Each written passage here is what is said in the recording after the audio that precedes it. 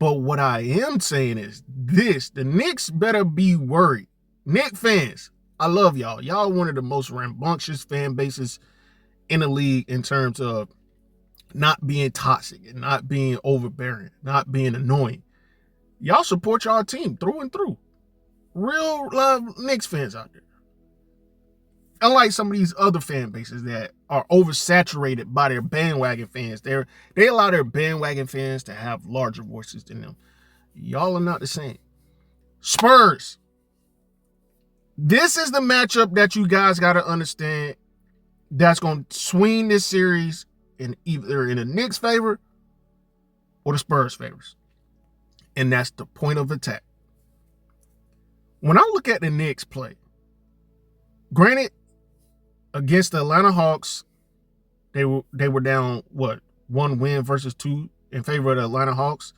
And we saw Jalen Brunson get outplayed by C.J. McCollum. Yes, clutch player of the year. Jalen Brunson got outplayed in 2 games? And then the Knicks snapped back to reality and said, we're better than the Atlanta Hawks, and there's no reason why we should be. And then the rest is history. They went on to, win 9, 10, 11 straight games, sweeping the Cleveland Cavaliers. But the Cleveland Cavaliers, in my opinion, are one of the worst-run organizations in sports right now. Not only do you trade away... Not only did they stunt the growth of Darius Garland and Jarrett Allen, who both made the All-Star game together by acquiring Donovan Mitchell, who's the exact same player, they then add James Harden, who isn't proven in the playoffs and hasn't proven anything in the playoffs since his time back in Houston when Chris Paul was on the team. Jalen Brunson versus Stephon Castle, Harper, Bryant, Johnson, and De'Aaron Fox. Those are the guards that he's going to have to watch. It's easy to play against C.J. McCollum. Easy.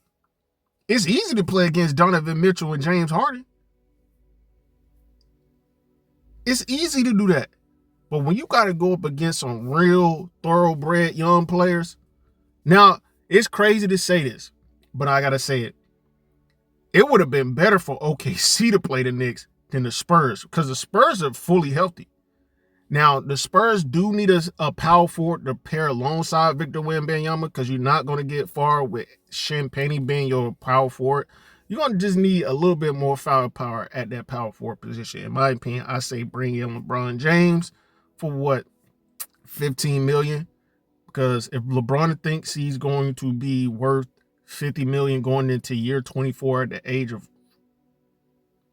42 within that 24th season, he will be turning. I don't know. But this series is going to be about matchups, and I don't see one matchup that I would look at the Knicks and say, yeah, they're going to win.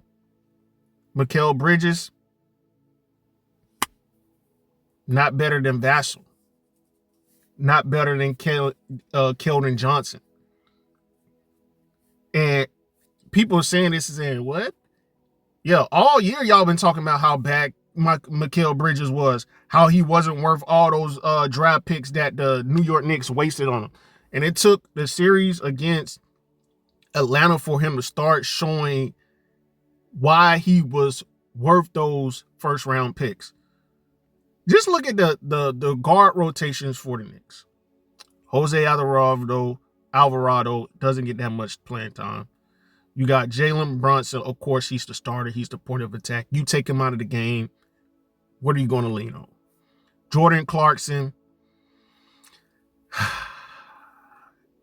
Need I say more? Josh Hart. They use him more as a power forward because he's obsolete as a guard. That's crazy to say, but that's what I see. They use him more at the power forward position in a stretch 4 role because he's so bad at playing either point guard or shooting guard. So they got to use him at the forward spot. Miles McBride. And Landry Shamet. Those are all of the guards that are going to be used in their point of attack. Now we go to the forwards. Mikal Bridges, OG Anunoby are the players that I see most. Then we go to the center position. Mitchell Robinson, Karl-Anthony Towns. And depending on how Mike Brown wants to, shuffle a starting lineup, then you'll see Karl-Anthony Towns at that forward position, along with OG Anunoby and Mikal Bridges. Small forward, power forward. That's what I mean by the forward position. Intertwine them how you want. Now you talk about the matchups for the Spurs. And Knicks fans, I'm not trying to rain on y'all parade. I'm just saying this is the reality that y'all got to face. Stephon Castle is 6'5". De'Aaron Fox, 6'3". Dylan Harper is 6'6". Devin Vassell is 6'5". Carter Bryant is 6'6". Keldon Johnson is 6'6". Those are your point of attack / shooting guards. And I should have probably said Alvarado, Miles McBride are the point of attack / shooting guards for the Knicks, respectively. What you guys got to understand, the playoffs, as we know, as you should know, is about matchups. Well, I'm going to say the finals because we're here now. It's going to be about coaching, adjustments, matchups, and the fans. Of course, you got to sprinkle in the refs, the NBA, the sports betting, all the scams that you want to. You got to factor in all of it. But for the most part, to win a game, it's going to be about coaching, matchups, and the game plan. Who's going to have all three when it matters most? So I'm looking at all of these guards at the point of attack / shooting guards for the Spurs, and I'm saying I would rather have the Spurs backcourt than the Knicks. This is in game one. It's going to tell us all we need to know about the Knicks, because I feel like the Spurs played good defense, had a good game plan against SGA. And once they realized Jalen Williams wasn't going to be back, once they realized that Chet Holmgren is going to drop, we got to talk about him too. That's coming up. Once they realized all that, and that's why you got to put a team away. When you have the chance to win a series, win the series. Don't try to rest on your laurels and rest on the fact that you having a home court. Don't. Because the Spurs have had your number all throughout. Back to the Knicks and the Spurs. We're going to talk about OKC after this. What a lot of people aren't realizing or really talking about and honing in on, they'll probably realize it after game one, is the fact that the Spurs guards are 4 to 5 inches taller than Jalen Brunson. That's the point of attack. And I feel like, although we've seen the Knicks open up a new facet of the offense by what everybody is saying, they're playing through Cat, having him make the passes, putting the ball in his hands, making him make the decisions. All that sounds good when you're playing the Cavs and you're playing the Atlanta Hawks and you're playing a team that is not good defensively and the coaching is just atrocious. But once you go up against a team that's organized and structured, and they have, 4, 5, 6, 7 games of game planning against you, it's going to be a dogfight. Now, this series can be a freaking blowout like we never seen, the most lopsided series of all time. But what y'all do, Knicks fans, having y'all favorite is the what ifs. What if Mikal Bridges shows up and finally plays like he was playing in Phoenix? What if OG Anunoby shows up and actually plays and not get injured? What if Karl-Anthony Towns shows up and not have a Chet Holmgren type of NBA Finals? I ain't gonna say NBA Finals. Chet Holmgren type performance that we seen Chet have in the last series. What if Jalen Brunson doesn't get outplayed by Stephon Castle? Stephon Castle is going to smother Jalen Brunson, just like he smothered SGA. SGA is good in his own right, but when the refs aren't backing him up, he just like James Harden. When James hadn't had the refs and it was getting all of the calls, y'all thought James Harden was the best thing since sliced bread. Then the NBA put that rule out, not to put the rule out, but said chill on the fouls for James Harden. It took them about 4 or 5 seasons to do that. But it got so bad, the fans, I ain't gonna say it got so bad. I think I don't know what caused them to do that. I guess the viewership. When the viewership started going down, then they thought that was going to make the fans come back, but the damage was already done. And then we saw James Harden never become what he was with Houston. When he stopped getting that foul call. When the foul baiting didn't work anymore. Then look at SGA playing against Stephon Castle. Carter Bryant played excellent. I ain't going to say excellent. Carter Bryant played some good defense on SGA. Now, SGA still did his thing because he's SGA. So when I look at, I'm going to just go to SGA's performance because what I saw the Lakers do against SGA, it made him look human. And I was like, dang, whatever they're doing, the Spurs need to call up JJ Redick and say, can we get that playbook that y'all implemented on? Because that's the best defense I've seen any team. And that's what happens in the playoffs. When you go at the same team back to back to back, then you start to know what you need to do versus only playing the team 4 times or 2 times during the regular season. You kind of can't really gauge what you need to do. But now they got the blueprint on how to guard SGA. And even in the regular season, you don't want to show your hand on the type of stunts, type of schemes. You don't want to show everything during the regular season because that'll give them something, that'll give them film and footage to work on. So I really can't say if that was good for the Lakers to not. No, that's just an excuse of why they got beat so bad during the regular season versus the playoffs. But SGA against,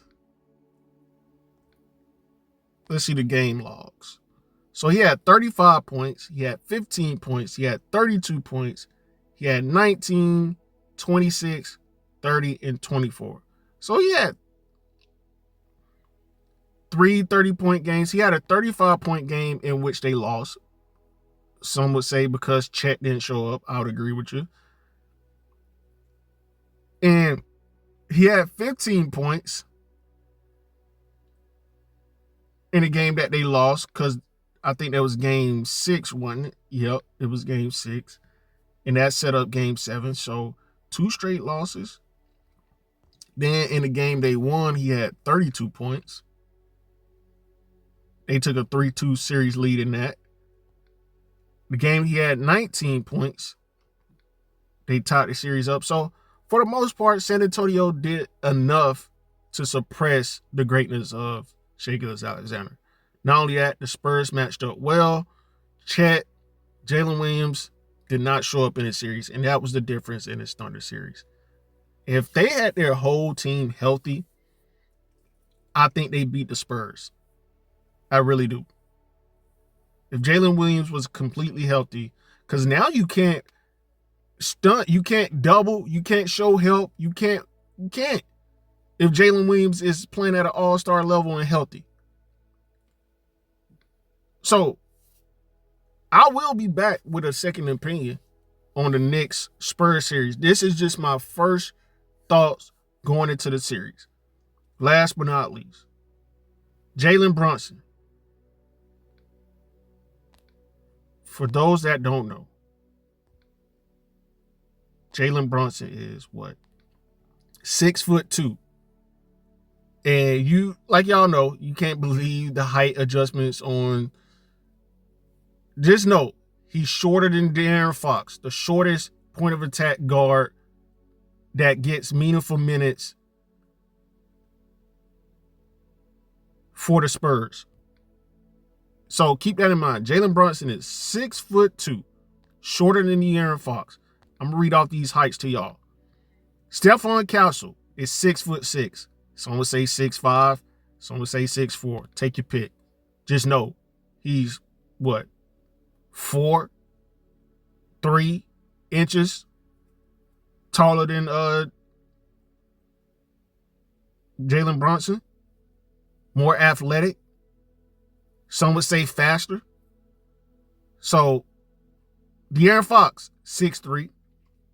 Probably the same height as Jalen Brunson, if not 1 inch, inch and a half. Take your pick. He's 28. Stephon Castle's 21. First year in the playoffs. These are the point of attack players that Jalen Brunson is going to have to go up against. Dylan Harper, who also showed up in that series. Dylan Harper actually outplayed, in my opinion, Jalen Williams and Chet Holmgren combined in that last series. He's 6'5". He's only 20 years old.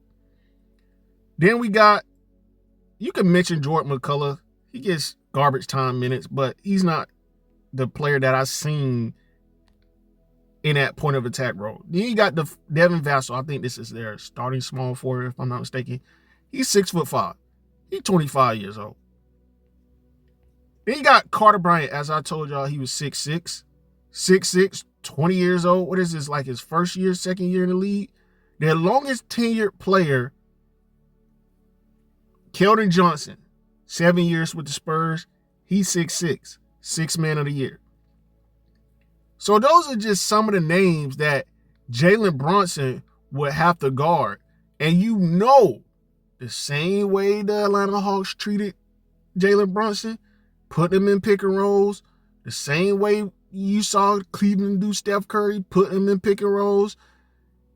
Bro, the NBA playoffs are amazing because it exposed all the players that y'all think are top 5, want to be in the top 5, think are the best players, want to be the playoffs are where they get exposed.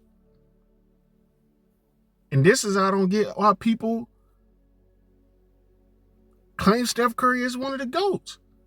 You never heard Magic Johnson being hunted on defense. Akeem Olajuwon, Dirk Nowitzki, KG, Kareem Abdul-Jabbar, Michael Jordan, LeBron James, Kobe Bryant, Shaquille O'Neal, Tim Duncan, Bill Russell.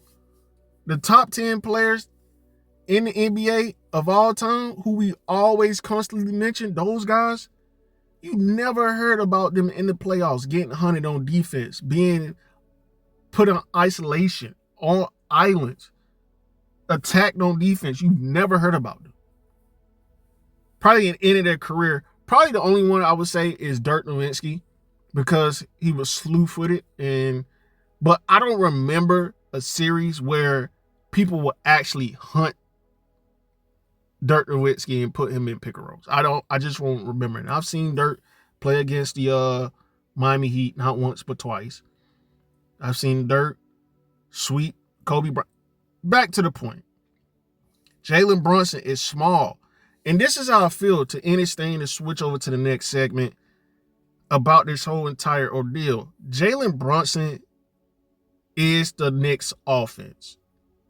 I just feel that way. If he doesn't score, if he doesn't bring it, who are y'all going to get offense from? Cat is not taking. If you thought Chet Holmgren was scared to go at Wemby, Cat going to be in a whole different level. That's just how I'm feeling right now going into this thing based off what I've seen throughout his career. I don't think Cat is that guy. Can he be? He has to show me. He has to prove to me, but I'm not going on a limb and saying he's not that guy. I'm not doing that. I'm not calling him out. I'm not doing any of that. This is just me speculating. Can he do it against Wemby, the defensive player of the year, the true defensive player of the year who should have won it last year, which is crazy? Now everybody's going to be talking about Wemby being the MVP next season if he plays 65 games. You're going to put OG Anunoby on Victor Wembanyama because I know for a fact Mike Woodson is not going to have Mitchell Robinson out there for an extended period of time. because then that's going to allow Victor Wembanyama to sag off in the paint. Jalen Brunson ain't going to be able to.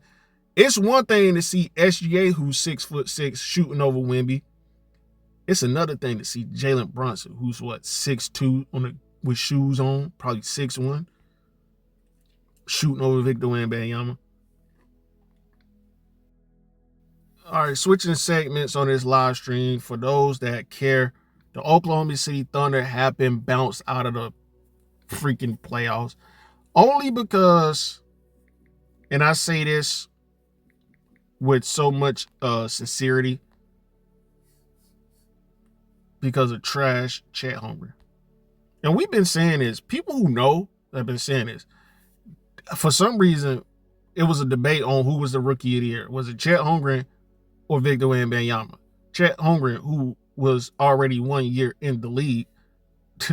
I don't know what they were trying to do in that situation. They were trying to pull up Ben Simmons again and a Blake Griffin. I hate when the NBA does that. If a player is drafted and he gets injured, injury is a part of the game. Don't then say this is not his rookie. Was he drafted the year he won Rookie of the Year? Ben Simmons, Blake Griffin. It's insane to me that they even have that concept, or that's a thing still to this day. If you are drafted in 2026 and you get injured in summer league, or you can't play your rookie year, you should not be eligible to play the next season because you just got an advantage. You are sitting on the bench while these other players are at high school, college. Back when high school, you could get drafted straight out of high school, but right now I should keep it relevant.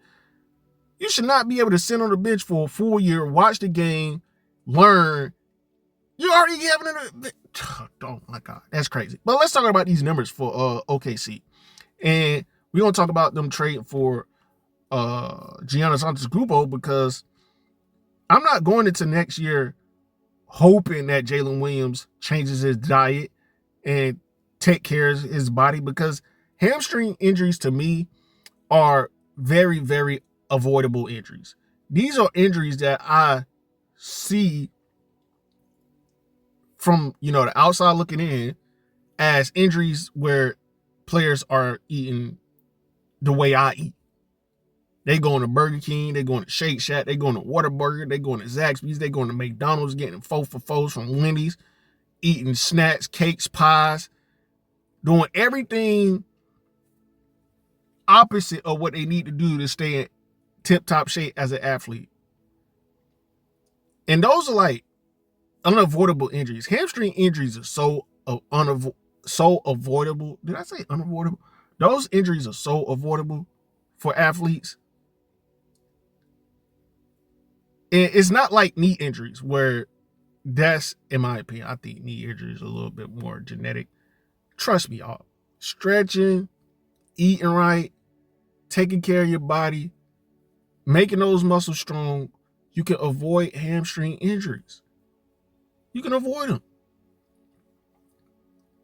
But Jalen Williams, for some reason, Luka Doncic, for some reason, they love hamstring injuries. When you need them the most, they're never there. Last year in the playoffs, wasn't Jalen Williams available in the finals last year?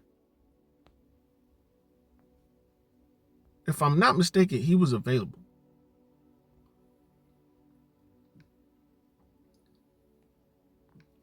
Trying to get this man's stats from the NBA Finals, not just the playoffs, but the NBA Finals, because I gotta see. When they played the Pacers, and it's crazy that the Pacers took them 7. So maybe the Oklahoma City Thunder are slightly overrated. Now that I think about it, because if the Pacers took them to 7, the Spurs took them to 7 and beat them, they should have lost in the finals last year. So but you guys remember, what's the name had an Achilles injury.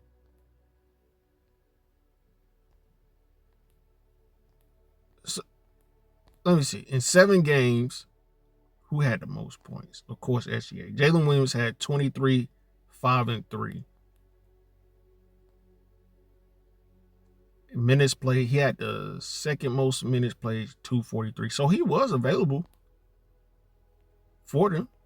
He played more minutes than Andrew Nembhard, Pascal Siakam, and Tyrese Halliburton, of course. Also Miles Turner. So he was available. But if you are the Oklahoma City Thunder, do you want to go into next season with Chet Holmgren making $41 million? With Jalen Williams making $41 million? Shea is making $40 million. The season after next, they're going to get a $3 million raise. Shea is going to get a $21 million raise. He's going to go from $40 million to $61 million. So going into next year, they got a lot of questions. Do we make some trades? Do we get under the salary cap? These dudes are over the third level tax apron. I'm at the second level. How many layers is it? Let's see. Because $250 million to get bounced next year by the Spurs? Because at this point, Chet is not going to show up. Jalen Williams is not going to show up. Dude had 4 points in a game 7. Shai Gilgeous-Alexander was out there huffing and puffing like Jimmy Butler. Y'all remember Jimmy Butler in the finals in the bubble against the Lakers? Now, I didn't get that bad for Shai, but he looked like he was closer there. He played 42 minutes. He played all but 40 minutes. He played all but 4 minutes of the game. $250 million, y'all. Now, A.J. Mitchell was missing, but you're not finna sit here and tell me that A.J. Mitchell is the pendulum that swings in the favor of the Spurs, the Oklahoma City Thunder. So the 2026 NBA salary cap.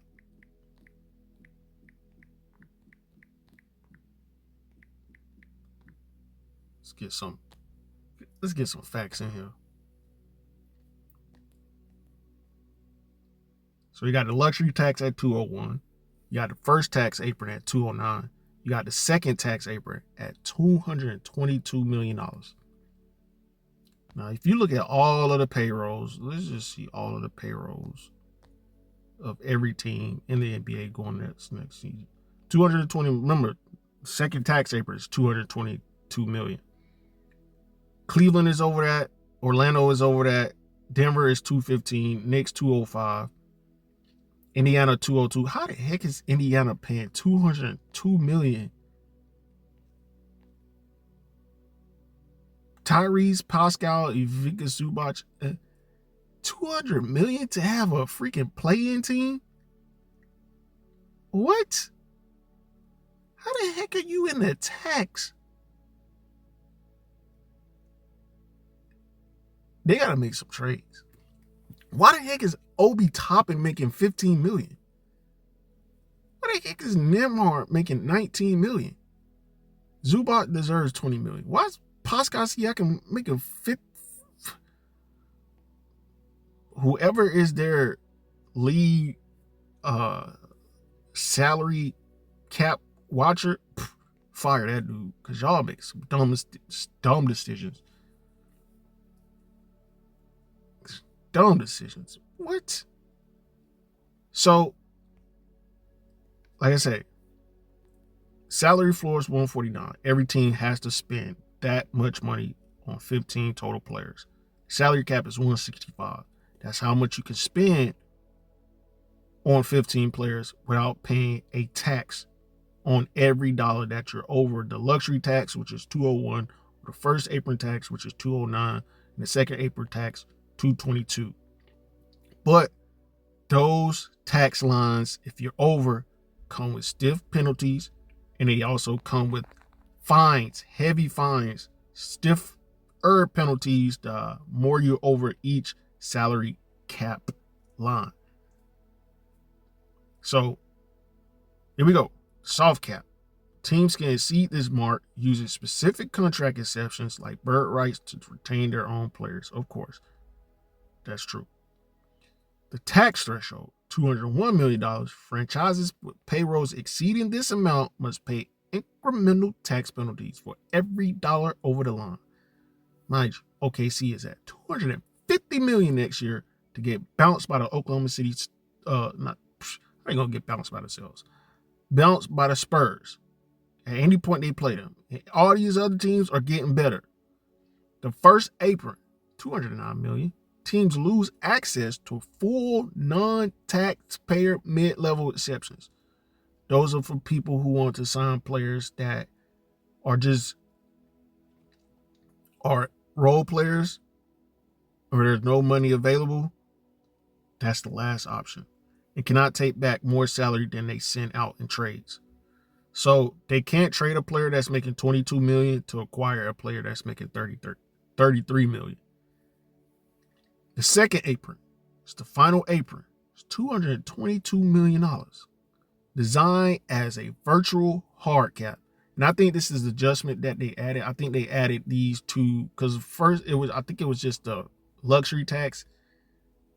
And that's it, if I'm not mistaken.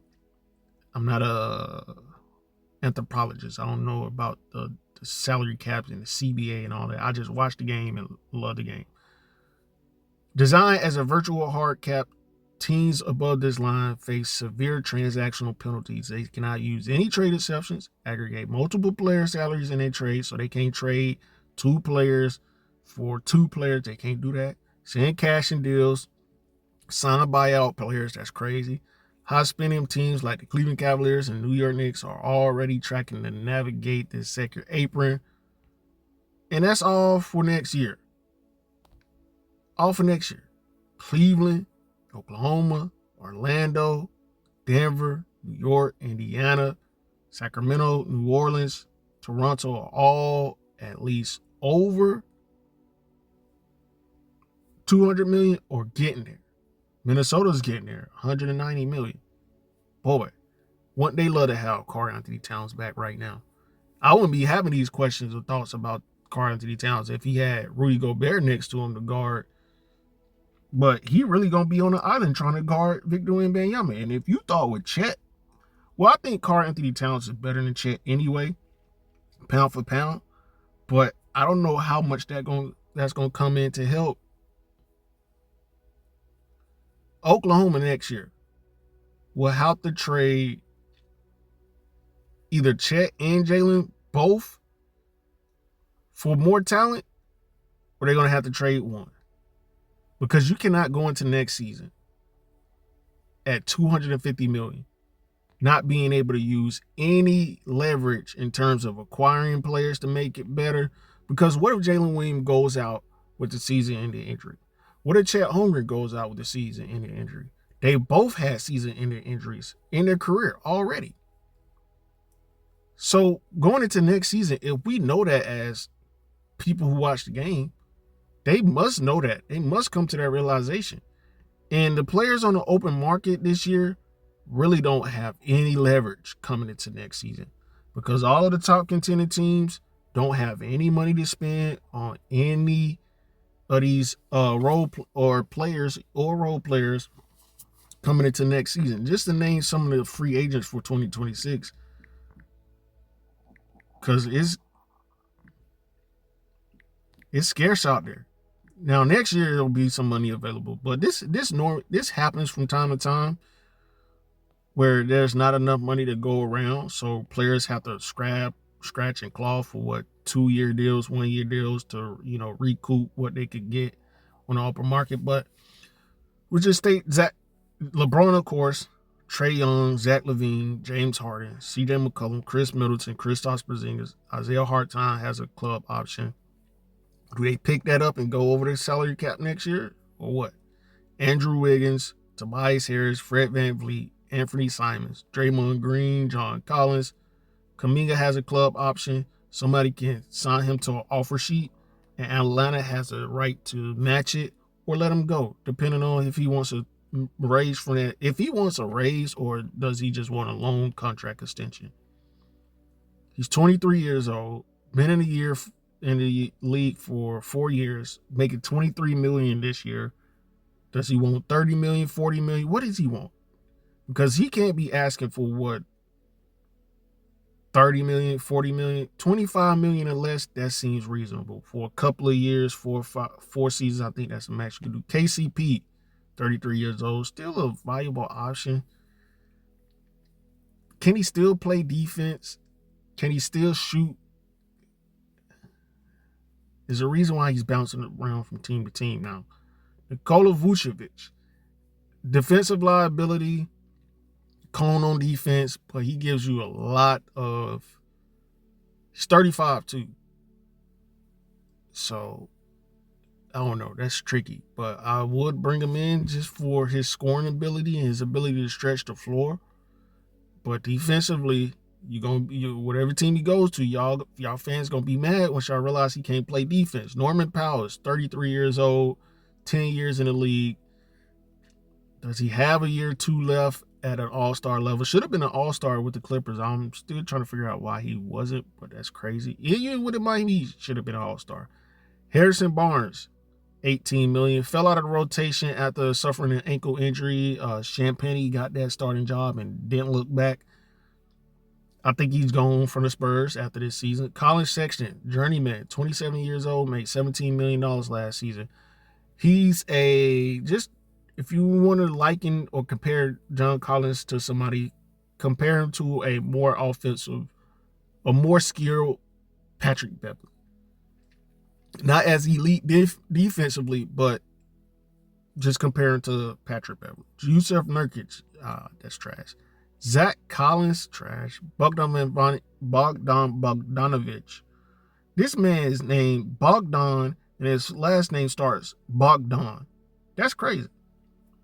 I don't know if that was strategic by his parents or what, or if that's tradition where he's from. $17 million last year. Bogdan Bogdanovic, Austin Reeves. Who would you rather have? Bogdan Bogdanovic or what's that dude that shoots a lot for the Lakers? Oh, I don't know. He's 33 years old. He's just a shooter, a specialist. Rui Hachimura is going to be getting a pay raise. Whatever Jonathan Kuminga think he's worth, Rui Hachimura need to use that whoever signs first. Rui is light years better than Jonathan Kuminga. Light years better. And Jonathan Kuminga made more than Rui. Rui could go to Chicago because they got least amount of money on their payroll right now. He could literally go to Chicago and ask for $40 million a year. Literally. Because they got it. They're at $92 million. Remember I told y'all the salary cap, the salary floor for every team was $149? Chicago is going into next season only paying their current roster $92 million. That's with Josh Giddey on a contract extension. So you could literally add Rui and Austin Reeves and become a playoff-bound team. But that's not good enough because if you meet the Spurs or OKC in the playoffs, in the NBA Finals, you're getting swept. So they got the chance to build a contending team if they choose to build correctly. Now you got Lou Dort with a club option. I think they're picking that up. 27 years old, 6 years in the league, $16 million last year. Kevin Huerter, no need to even mention him. He fell out of the rotation to Detroit. Mitchell Robinson, he can't stay healthy. Broke his pinky finger and gonna use that as an excuse why he's gonna get busted by the San Antonio Spurs. Austin Reeves is making $13 million. Plays well in the regular season. He's the white version of James Harden with no accolades. So that's bad. Kelly Olynyk, Kobe White is a good guard. Is he a starter in the league? I don't think so. His role is best served coming off the bench at this point. And he needs to stay in Charlotte, and Charlotte needs to work out something with that agent because the way they played when he came off the bench in the playoffs, I think all Charlotte is missing is another veteran voice that's a leader, not a Kevin Durant. I'm talking about a Chris Paul, Jason Kidd, who else? A LeBron James, a veteran voice with some leadership to push them over the edge. Because I think they're there. They just need they got the center. They got probably can get better at power forward. They got the small forward position not shot up, but locked up. Better leadership on the floor and a better power forward. Robert Williams, injury prone. Matisse Thybulle If he goes to the Lakers, if they lose Austin Reeves or Rui Hachimura, I don't think the Lakers have a good track record of developing players good. But now that they got JJ Redick and we've seen Rui tap into another level, we've seen Austin Reeves tap into another level, but JJ Redick even can't get through Austin Reeves in the playoffs. I'm not blaming that injury on any of his lackadaisical performance because Austin Reeves, in my opinion, has been in the league long enough to know if you're not healthy, don't go out there and play because you're going to ruin your chances at money during the offseason like he just did, because this is another year in the playoffs where he came up short because he shrunk. He had a worse playoff series, in my opinion, than Jalen Duren and Chet Holmgren combined, and that's saying a lot. Gabe Vincent, trash. But Matisse Thybulle, if he goes to the Lakers, I think they could probably get back to when he was developing into a nice 3-and-D guy when he was with Philly. Remember he made those all-NBA defensive team?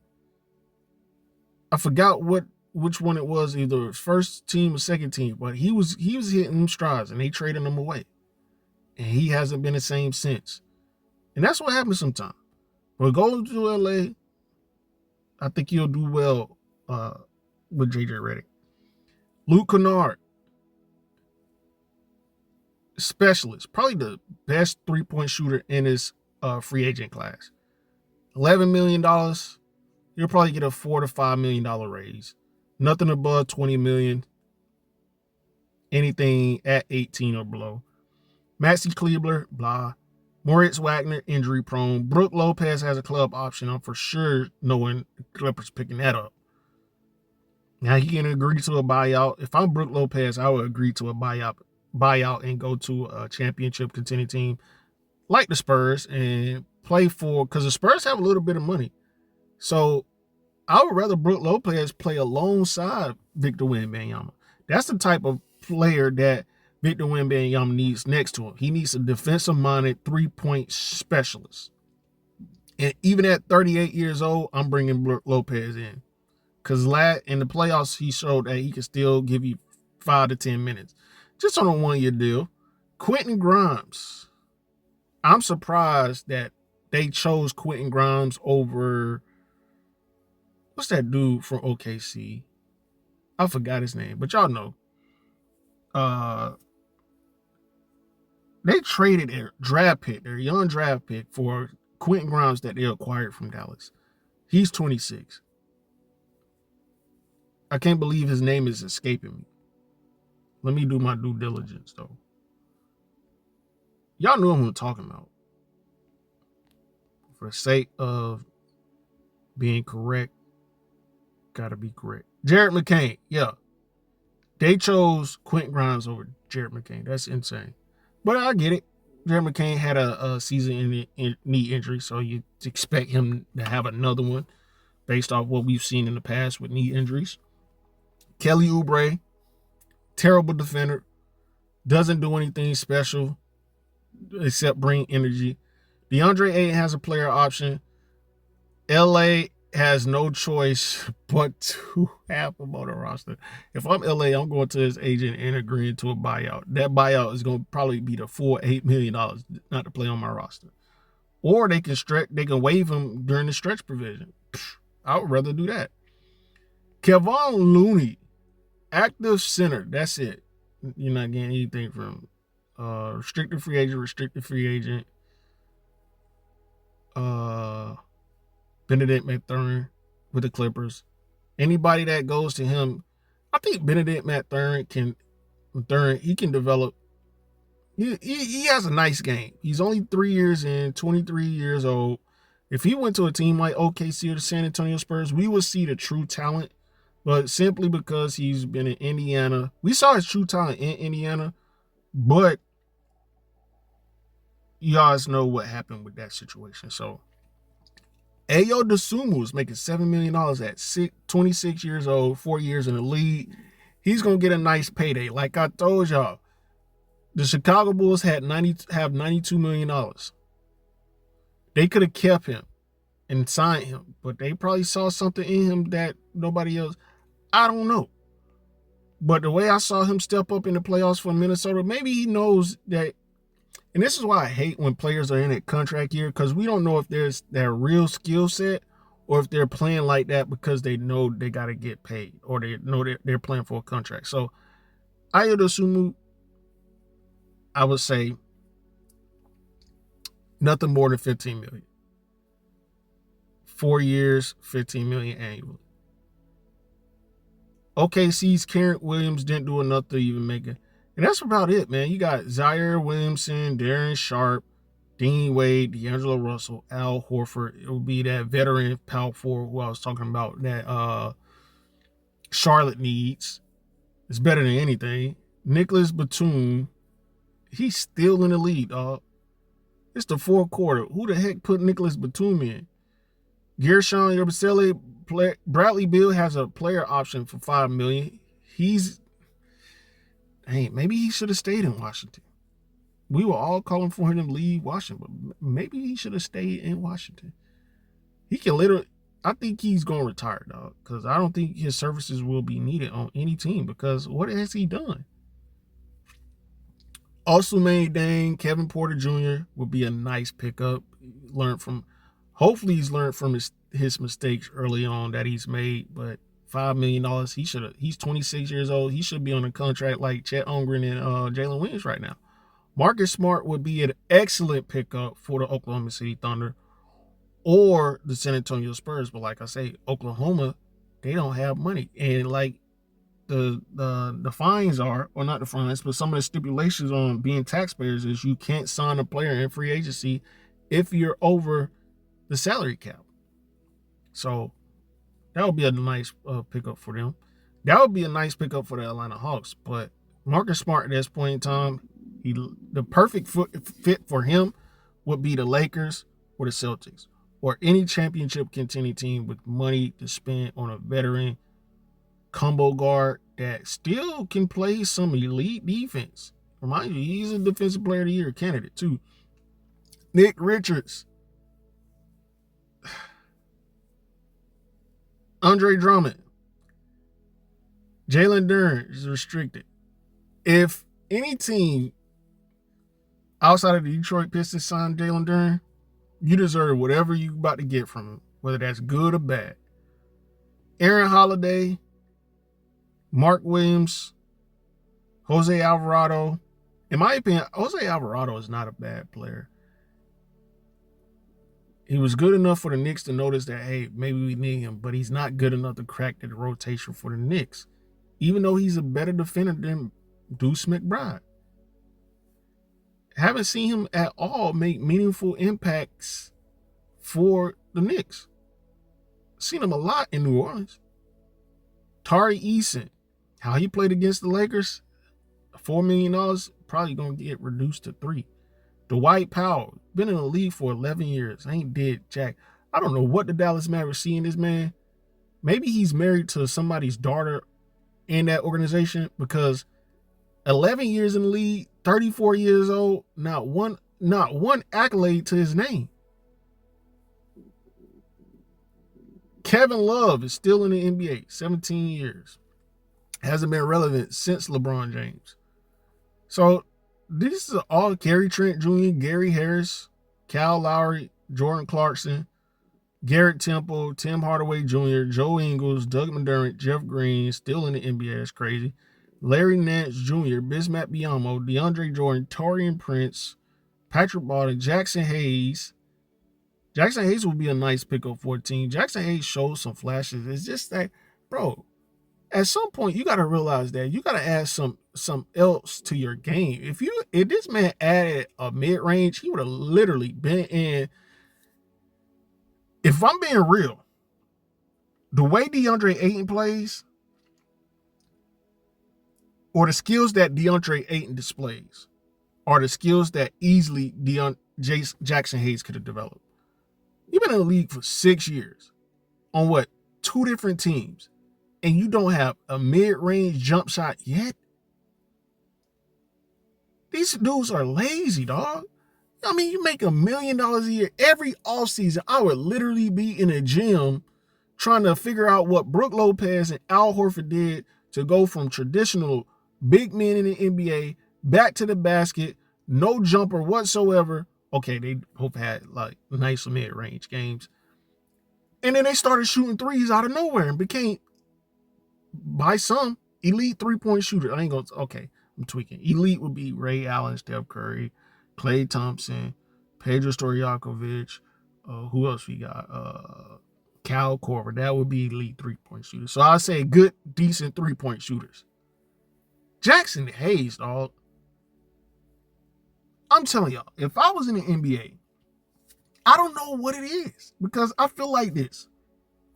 If I was in the NBA and I was making millions of dollars and I had all the time in the world during the off season to work, if I'm not exploring different business opportunities and starting automotive shops and tire shops and opening up car washes and laundromats, something to create a steady cash flow of money when I'm working during the regular season, and then when I'm off on the off season, I can go there and, enhance the business.